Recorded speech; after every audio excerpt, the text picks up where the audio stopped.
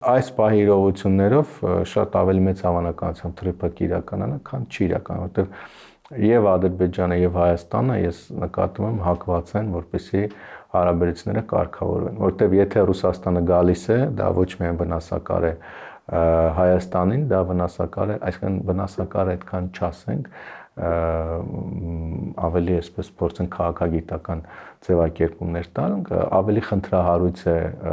ոչ պակաս խնդրահարույց է Հայաստանի համար, որքան Ադրբեջանի համար։ Որտեղ մենք վերադառնում ենք նախկին բանաձևին, որը կար մինչև 2020-22 թվական։ Իսկ կարծում եմ, որ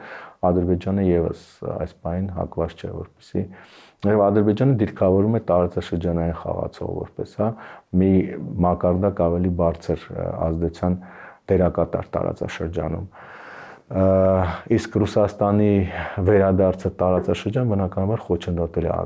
Ադրբեջանի նման ամբիցիաները եւ դրան դեմ է բնականաբար նաեւ Թուրքիան։ Սրանով է պայմանավորված, որ կարծում եմ, որ այնուամենայնիվ Թուրքիայի եւ Ադրբեջանի կողմից լինելու է հակազդեցություն։